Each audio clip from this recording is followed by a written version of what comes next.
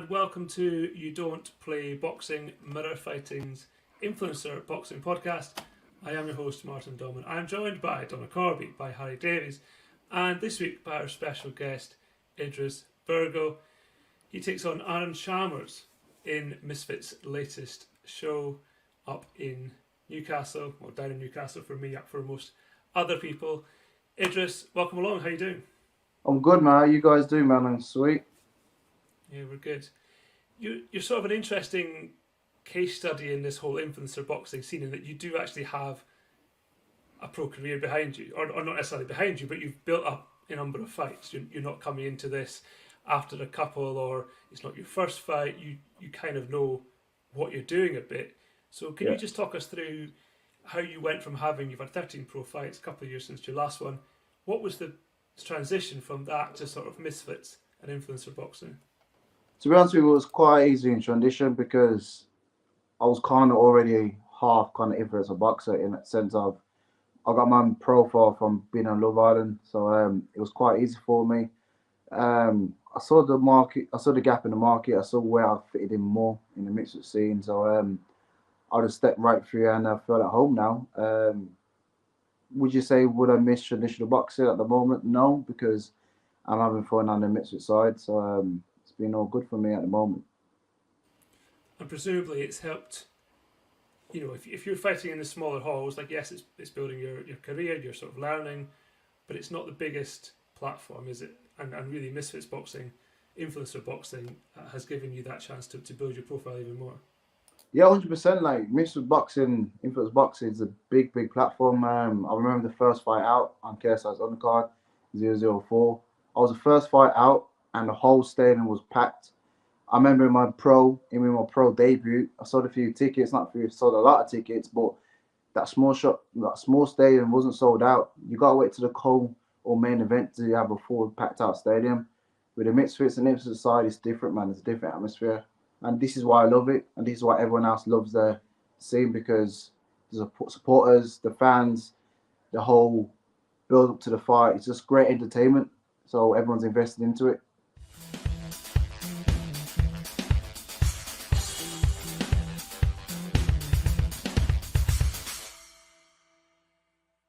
Just go into the upcoming fight then, Idris. I know you've sort of been back and forth with him online.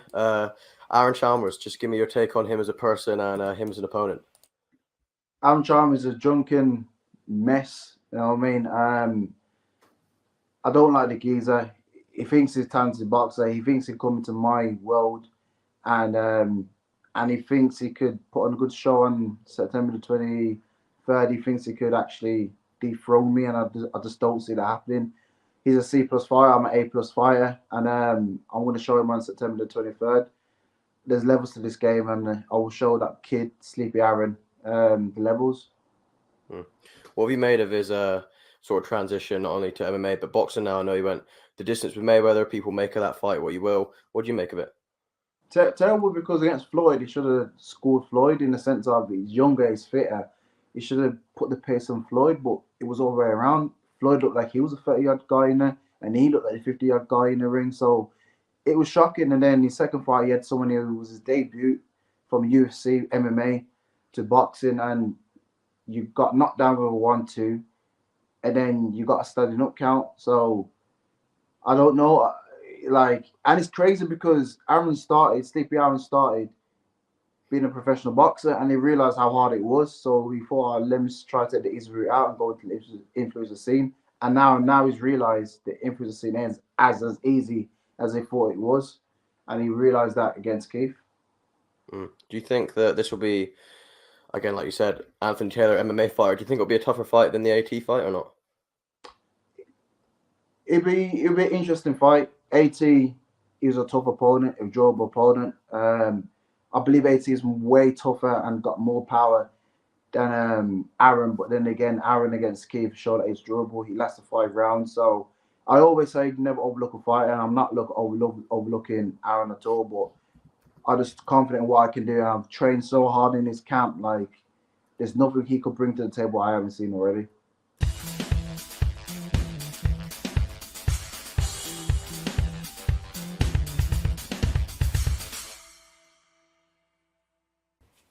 wanted to talk to you about Tommy Fury.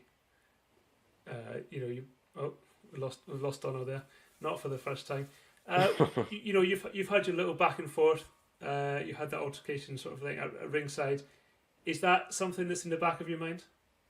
100%. Me and Tommy Fury's got to see each other. You know what I mean? Like even Roman Fury as well hit me at the back of the head while I was having a scuffle with his brother. But at the moment, I'm in a peaceful mind and a peaceful space because I know my boy KSI is gonna knock him out on October the 14th. And when he does that, I do believe Tommy will retire and he will turn himself into a YouTube fighter. Going on to that fight, I wanted to ask. Sorry, Martin. I wanted to ask that fight, Idris. Did part of you sort of want this one with Aaron to be on that undercard? Because that prime card is completely stacked. There's new fighters getting added each day that seem like they could almost be main events themselves. Was part of you wanting to go on that, or do you not mind being the headliner of the Newcastle one? Yeah, don't get me wrong. I would love to be on that prime card, and it would have been sick if me and Aaron could have fought on that prime card. It would have been way better. But in the second hand, I'm headlining my own event, and I actually believe that's good. You know what I mean? That settled me for now. It's a good opportunity, but if there is opportunity to fight on the prime card in October after when I beat Aaron, I'll take it. You never know. Dean Dallas might not turn up, so I could step in and fight Logan Paul. You never know. Would there be any issues with the weight for that one? Do you think you could get up to whatever it is, 190? I think you fights that. Oh crap! I'll just drink some water.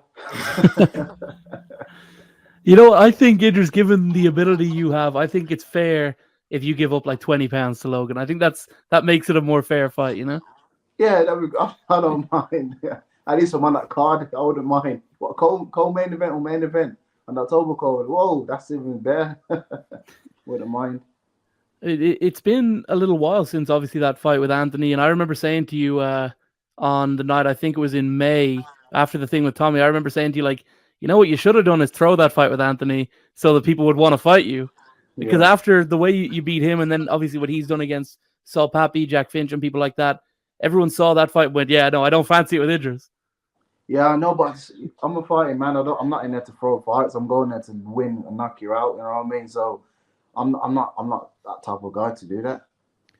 Yeah, of course. But what I'm saying is, like, in the influencer world, people were frightened by that performance, weren't they? Because of how good Anthony's shown himself to be, and sort of how handy that result was for you in the end. Like, there was one moment, I think towards the end of the third or towards the fourth, where he kind of stiffened the legs a little bit with one of them overhands, but otherwise completely dominant. I think they gave you 2 10-8 rounds, is that right? And the other, the 3 10-8 rounds? Yeah, 3 10-8 rounds, yeah. Because I knocked him down like 3 times. Yeah. Yeah. But you could say I shot myself in my foot by that performance, but then again, you guys got to remember that was a year out of the ring, so I was a bit rusty. So Aaron's getting a guy who's been in the ring already, and it's just going to be a way better performance against Aaron now. Or Sleepy Aaron. Have you seen much of him? Like, do you watch obviously his fight with Kiefer? I mean, I'd have to imagine that you're probably a bigger puncher than Kiefer Crosby, right? 100%. I've seen that fight against Keith. I've seen some tinking armor, what I suppose, on fight night. I've watched that fight so many times, and also I've watched a Floyd Mayweather fight. So I just can't wait to go out there and show people the skills and show people the levels of what I'm really am at. You know what I mean? As you said, the Anthony Taylor fight was my first fight after a year. I was rusty. I'm not rusty now. I'm ready to go. Certainly, so I might even shoot myself in the foot even more now after this performance. I'm just saying. I'm just saying. Well, of course, I think they're all going to be running from you if you knock out Aaron, because he's a tough guy. Hasn't really been knocked out before in MMA or in boxing, but he's yeah. I mean, look, it's going to be interesting because you were like the good guy in London, right, when you fought Anthony. You were the babyface, and he was winding you up all week and all that stuff. But this week in Newcastle, it's going to be all Aaron Chalmers fans, and he's going to be the guy who's kind of packed out the arena in his hometown. Are you looking forward to being the villain a bit, the heel? I know you're playing it up a bit on social media. 100%. Like, you know what I mean? Those fans, at the end of the day, will turn into my fans. They're going to realize like they supported the wrong guy. And Aaron Bev sold out the arena because if he hasn't, that shows his support. Let's be honest, man. He's all in his territory. You know what I mean? He should feel more pressure than me. Let's be honest. Like, especially he's just come off a loss from Keith as well. And the back of his mind, he's going to be thinking, crap. He ain't going to really have the confidence as well. But hopefully he will turn up on the night and put a good show for you guys, because I'm looking to demolish him. As I said before, he's a C+ fighter. I'm an A+ fighter. Idris, I know Donna sort of mentioned it there, the videos you did to promote the fight, and Aaron sort of came back at you today saying, looks like you've been sleeping in an Asda car park and to sort your beard out. Do you sort of enjoy when your opponent's sort of giving it back to you as well, rather than just you doing the promotion side of things? I was actually in Asda car park when he said that, so it was quite amusing. I love it. You know the thing is, get my words out. The thing is, no one could trash talk as much as 80. And if you could cope with 80's trash talking, you could cope with anyone else's trash talking. So what Aaron is saying to me, I just like, it doesn't bother me at all. Like, it moves me, it fuels me, it puts wood in the fire. So fair play to him. At least I'm not the one on the beers and freaking getting pissed every night. But yeah, everyone else is to their hobbies and so forth. So yeah, fair play to him.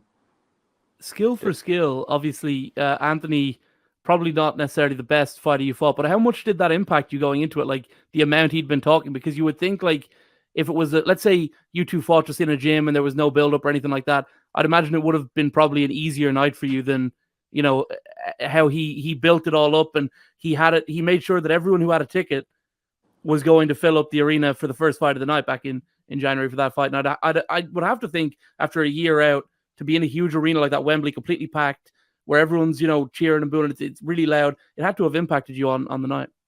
No, it hasn't, because it didn't, because I'm just used to it. You know what I mean? I love being in front of the camera. I love entertaining people. It's what I signed myself up to, and I got to give props to Love Island, because Love Island got me out of that shell and realised what I'm destined to do, because I'm around a million people on TV watching me on Love Island. So by being out with a big audience and loads of people in the stadium and all sorts, and fans screaming my name while I was fighting AT, it felt good, man. It felt like I was at home. It felt like I was born to do this. You know what I mean? You know, like I can't say the word properly, but you know, like Gladiators, that film. Gladiators. Comes out and everyone's roaring. He knows, and he touches the sand, and he knows, this is my place, this is my dome, this is my arena. Ain't you entertain? That's how I feel every fight night. I'm here to entertain the fans, and I will entertain the fans. So yeah, I got a bit excited there, but yeah. Lots of entertainers at London Shoot, right? There's you know, you got Arms in there, you got obviously all those MMA fighters, and then of course the man himself, KSI, who's in preparation for a pretty big fight October 14th. Yeah, just, I mean, I'm around guys who are entertain and guys who are training hard to make sure they do perform on the night. You know what I mean? You got to back your talk. You can't talk the talk and not back the walk. So everyone in that gym talks the talk and backs the walk 100%. And be honest with me now, what did you think of the video he sent to Tommy on Good Morning Britain? That was entertainment. It was classic. It was stuff I wish I should be doing. It was like gold mine. You know what I mean? It was the best promotion you could think of. You know what I mean? He's a genius, put it that way. How's he looking in sparring and training and everything? Great, yeah. I'm telling you, he's a nightmare. I can't wait for October the 14th. I'm going to be ringside watching this fight, and I'm going to be like, you know what? Told you. Night, Tommy. I'm telling you now, KSI is going to turn Tommy Fury into a YouTuber. You know what I mean? He's going to, after this fight, Tommy Fury will focus on his YouTube. I'll tell you that now. Is that the end of the whole Jake Paul thing then? Because, like the maths would say, like Tommy fairly comfortably beat Jake, and if KSI knocks him out, then they don't really need to do that big fight, do they? No, I don't think they do. I think at the same time, I think Tommy just about survived against Jake as well. So the Tommy and Jake rematch, I just don't think it will happen. Or JJ and Jake fighting each other. Oh, that'd be good. That'd be good. Yeah, that'd be good. Idris, I don't want to go into detail because I know but you mentioned it a bit there. Is the Love Island stuff now with it Misfits? Are you sort of being, when you recognised out and about? Do people recognise you for the time that you've had in Misfits, or is it still the Love Island stuff? Because obviously everyone in the UK knows how big that show was. I know you were only on it for a brief amount of time, but has that sort of reputation gone now that you're sort of an influencer boxer? You know, come from professional boxing. No, I'll probably say it's still 50-50 now. Like, even at my last fight, people had my photos from Love Island. It was crazy. Oh, can you sign this? So it's still 50. I think it's like 50-50, man. It's crazy. It's crazy, but I think it's 50-50. When you went into that show, obviously it was, you're still in the professional route, but you could almost argue that it was almost more beneficial now that the influencer stuff and Love Island go hand in hand, right? So I know it was only a few days, like I said, but do you feel like crossing over to the influencer world now, it's almost benefited that in the move from professional scene? Oh yeah, 100%. It was one of the best moves I've ever made in my whole entire life. Like, if I was a pro boxer and I see the guy go on Love Island, for example, me and Tommy and Jack Flinch, and now we're progressing our boxing career, mate. Sign up to another TV show. What am I doing? There's something they're doing what we ain't doing. Well, we ain't getting this kind of paycheck. So people need to wake up. These pro boxers need to wake up and realize, focus on your social media, and you could make it. You can make a lot out of it. I know in January, me and Donna were there when things came to a bit pushed up to shove with AT in the gym, and obviously fight week next week. Do you expect things to be as hostile as they were in January with Aaron, or do you think it'll be a bit more timid? I think it might be a bit more timid, but I'll bring Aaron a case of beer and let's see how he goes with that. You know what I mean? But it might be a bit timid. It depends. He's talking all that stuff online, but we just gotta see what he actually does. But I'm hoping him tagging Idris Alba will make Idris Alba come to my fight and be in my corner, because that would be classic. That would be great. So if anyone on here could make this happen, make that happen. You know what I mean? I'm guessing that's not the first and definitely not the last time you've had that. Maybe, whenever you say your name's Idris in person and on social media as well, right? Yeah, true. One Good thing point. I'm interested in, Idris, is I'm assuming when you start out as a boxer and you plan to go down the professional route, you think about titles, you think about world titles. Eventually, in influencer boxing, is it more about picking the opponent and saying, you know what, he'll be either a good match for me or he'll bring in the crowds? Is it a different sort of perspective that you have as to when you were sort of focusing on the pro ranks? Yeah, in the influencer side, you're more thinking about what can I. Let's be honest, I'm not going to be not telling the truth. It's all about what clout can I gain from fighting this opponent. How is this going to improve my status? And then you go from there and you fight fighters and you think, okay, yeah, I'm going to beat, or it's going to be a challenging fight and it's going to improve my clout. And from there, it's going to increase with the paychecks. Now with the pro route, it was more like, I want these bouts, and when I get these bouts, I want these bouts. But I don't agree with the pro route in the sense of, with the bouts, you've got to pay a sanctioning fee just to keep the bout. What's the gig of that? So you're getting money from your purse and you still got to pay a sanctioning fee. And at the same time, these bouts, they don't pay for your rent. They don't pay for food on your table. You know what I mean? So for me, I see the influence route more fun and more beneficial, to be honest.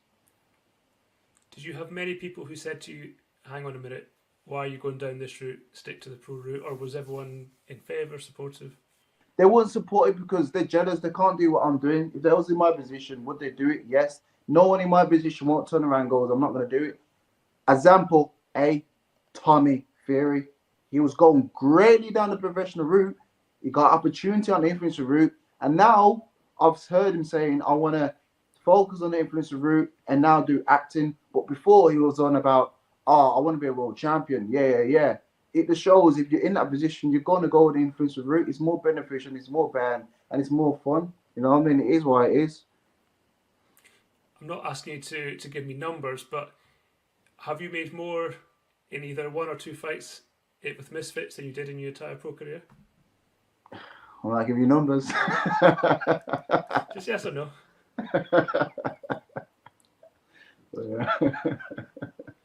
I'm happy. It seems in the influencer world that I was listening to some guys talking about how when you mess up, sometimes you mess up, if you know what I mean. If, for example, AT had the whole thing with Dylan Dennis in the car park, but lo and behold, he's on the next pay-per-view. And then you have your whole thing with Tommy Fury and, Idris isn't going to fight Misfits again and we're all wound up. But then the dust settles and all of a sudden you're headlining your own card. It seems like in this world, sometimes when things don't go your way, they actually work out pretty well in the grand scheme of things. Yeah and no, because I had to do an ice bath just to get myself back on the Misfits. You know what I mean? I had to do something to get myself back onto Misfits. But it's just Misfits is how it is. And no one thing I like about Misfits is no one really cares about the record. You know what I mean? It's not about, you got to be undefeated. You can't fight this next person if you lose. If you do lose, you still got a next opportunity, X, Y, and Z. But then in the pro ranks, start to bring this back up. If you lose, you're back to the bottom of the pile, and no, everyone's forgotten about you. You're not that good. Oh, you wasn't that great. So with the mixed side, I love it. They're bringing the old school boxing. And when you had like Sugar Ray Leonard constantly fighting, if he lost, and he still fights. Muhammad Ali, Mike Tyson. He doesn't care if you lose. You're fighting. It's what you sign yourself up to. So everyone loves the Misfits and the influence of space, man. It's a new boxing, I believe, and I do believe it might take over traditional boxing. Is there no concern that there are maybe not enough fighters who have got a big enough profile to headline? Maybe you can fight 3 or 4 times a year, but not everybody can fight every month. Is there not a concern that Misfits will run out of fighters eventually? Or people will just give up and just think, maybe this actually isn't for me after 3 or 4 fights?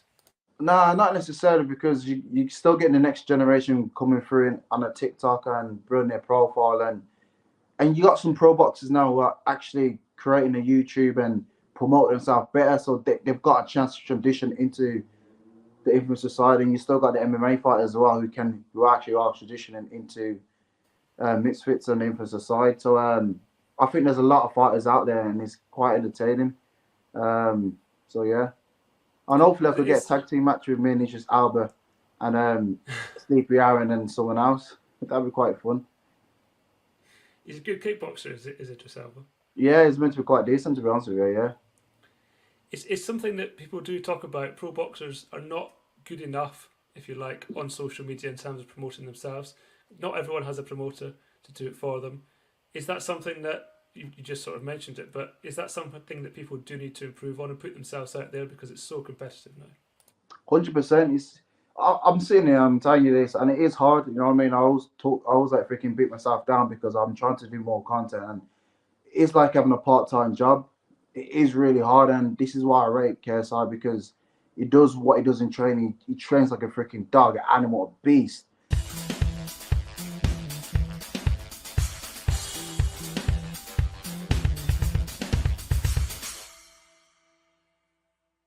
I wanted to touch on the main incident with Tommy. I saw you briefly address it in an interview with Joe, but I want to know what it specifically was that he said that wound you up, or when you went to sort of approach him, maybe you crossed paths. Misfits May card, when you walked past Tommy, did you sort of know that things were going to go off, and what did he say specifically to the sort of, push came to shove with him?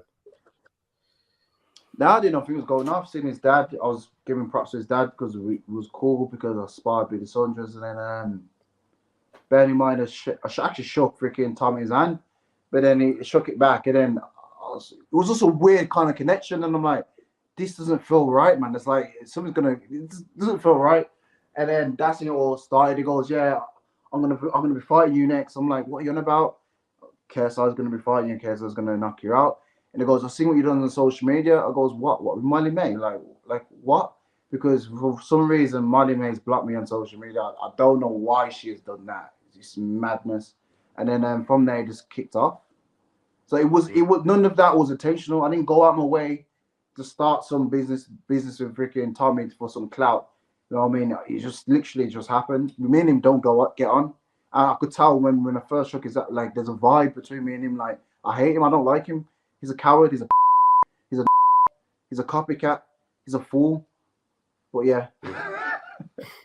Donna touched on it then, speaking about when you sort of mess up and stuff like this happens in the scene, it almost leads to good promotion for a fight, right? Do you feel like, regardless of his result with KSI, a fight between you guys, given your transition from professional scene to influencers, is inevitable to happen? Yeah, it's got to happen. I've got to go see him, and I've got to see his brother Roman Fury as well. But it's got to happen. Me and Tommy Fury, it's got to happen. I can see KSI knocking him out, but I just don't believe Tommy's going to accept the fight as well, because he's a coward. You know what I mean? He's a big baby coward. So I just don't see him taking it. But I love to fight him and knock him out myself as well. Surely you've got to do it in the villa, or not in the villa, but you've got to set up the ring in the, at the fire pit. Get rid of the fire pit. Get the villa. Get the ring in. Let's do it there. Select VIP crowd. It'd be the ultimate fight. It'd be the Love Island battle, the Love Island fight. That'd be massive. Okay, we're going to let you go, but just before you do, talk us through how the fight with Aaron Chalmers is going to go in Newcastle. The fight against Aaron Chalmers is going to be a fantastic fight, people. Just don't forget, go toilet before you watch my fight and grab a pack of popcorn, because I'm going to demolish Aaron Chalmers are in the first round. If he accepts my power and he could take the power, but the paces will get increased in the second round. And if he still stays in the kitchen when the kitchen's hot, I'm going to put the heat back up again in the third round, and I'm going to knock Sleepy Aaron out cold and wish him some bed night stories. Well, yeah. Perfect. Or sing him some Excellent. bed night stories. Perfect fight promotion there. Idris, it's been a pleasure. Thank you very much for joining us on You Don't Play Boxing. We'll be back later on. All the best with your fight with Aaron Chalmers. Thanks for listening. Thanks for